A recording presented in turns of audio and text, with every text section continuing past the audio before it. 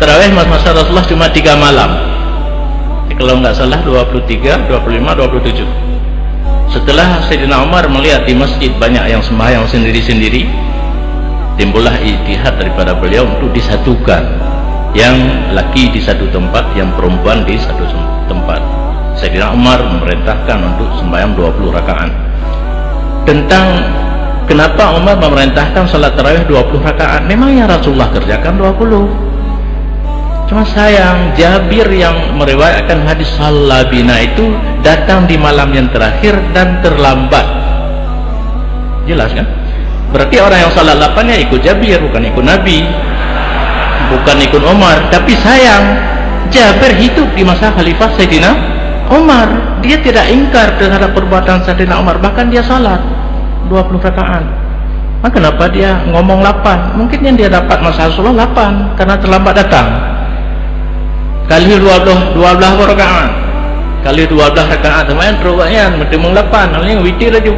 Shalla bina Rasulullah sallallahu alaihi wasallam samanya rakaatin summa autara. Dia pegah lagi na kan. Urang galak pegah apa? Kayak kita nyawa sih. Yang mesti na yang enohatro atau bunuh anak itu medinga. Tu pegah aju ada yang dengan duduk pada hem tak kok ngata bunuh anak itu pun yang telatro. Maka na urang kuat pegah apa? Paknya geduk pegah aju kamu ya apa? Pak Abu Mudi bunuh nyonya pegah. Ya tahu orang mana dengar. Lah tu urang awal itu sampai tinulis bergua nak pegah apa geduk ro. Maka Rasulullah lagi nyangkan. Cuma yang kamu fikir-fikir pakan Jabir hana karu wate Sayyidina Umar sembahyang 20, urang lain yang baca Jabir yang 10 tahun ke gede karu. Mustahil bamput hana 8-20. Pada saat datang pembaharuan, karame urang cara mungkin, karame urang je baca hadis, boh je terjemah hadis bayang galak, kepegah ada hukum baru, nyahina Allah katanya. Bahkan nang rogok Malaysia, Brunei keng, hana kepelu-pelu Syafi'i. Itanya kepelu. Tawa kira droga agama, Syafi'i pi agama, grup-grup laju karena agama. Padahal kadang-kadang meraba ada Ibnu Taimiyah, ada punya yang karang Subulus Salam kan, ada yang tarawih 8 dalam Nailul Autar dan Subulus Salam. Ini kitab-kitab muktabar yang nadi daya hana ilahirun cik katelun belah pul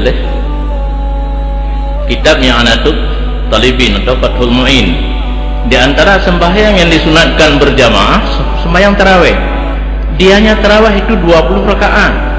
Ibarat kitab tulis hadis shalla bina ya Allah lam hadis 8 pakai bahasa tebit matan kitab 20 rupanya gebelah tu ke kena hadis shalla bina yang hanjit tajak ke dali bilangan rakaat karena nasabah tu hadis shalla bihim 20 rakaatan. Nabi bersembahyang dengan para sahabat 20. Nasabah tu hadis. Dari segi bilangan rakaat terjadi ta'arud ataupun tanakut. Nah, kaedah usul idza ta'arada tasaqata. Apabila menentang tidak boleh diambil sebagai dalil. Kedua-duanya hadis itu tidak boleh diambil sebagai dalil tentang rakaat tarawih. Kenapa ditulis? Rupanya hadis halabina li ulama yang karang kitab Fathul Mu'in gebah ke dalil sunat berjamaah. Sebab salat bina ba lil ilsaq majazi, artinya lengket, tapi lengketkan lengket berkemana lengket antara imam dengan makmum 3 hasta jaraknya, enggak boleh lebih. Dengan teman jamaah dia lebih leha tengku imam dengan sah pertama, sah kedua dan seterusnya leha dia lebih anapala. Ini yang kai berumpagah dia rentah mentangnya nak tahu pegah biasa imam dia nyona leha garing yang leha apa timnya imam kena gedang ya tak kan apala je menyahat truk kan yang baik lebih nyantan yang tarawih menurut pemahaman kamu di daya.